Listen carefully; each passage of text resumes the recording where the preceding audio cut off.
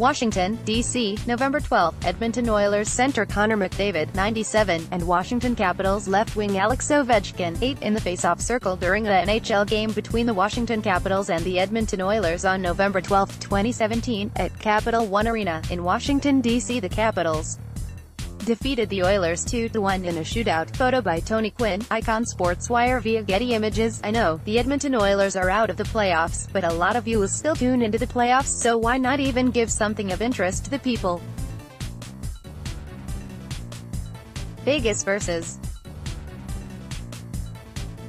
San Jose has been loading for bear the past couple of seasons, especially on D. Brent Burns, M.E. Vlasic, and Erik Karlsson has one heck of a front three and will cause Vegas headaches throughout the series.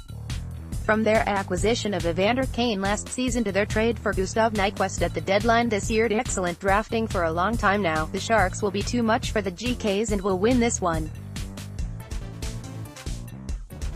Vegas will make it exciting but will ultimately lose the series. Vegas has the better goalie who usually would tip the scales in their favor, but the Sharks are so much better in every other area they will overcome the lousy goaltending of Martin Jones.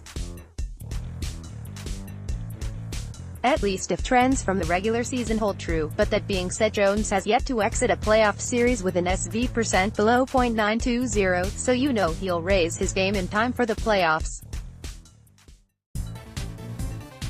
If Jones stands on his head, this one is over faster than expected. Fleury will be his usual solid self, but the Sharks have too many weapons on the rest of their roster for him to steal this one. My verdict, Sharks in 6 next. Does the Alberta rival have a shot this time? Page 2. Use your arrows to browse Edmonton, AB, December 9, Connor McDavid.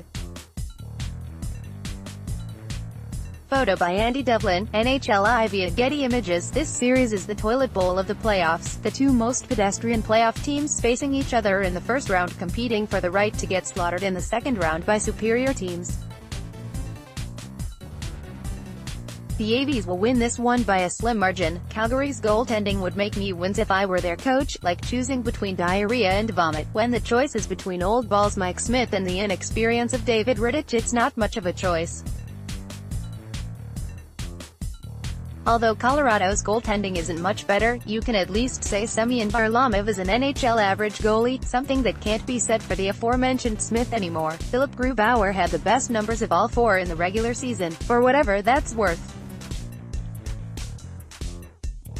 Colorado also has a little more firepower up front, and a slight edge in depth to back it up, not much more than the Flames, but more.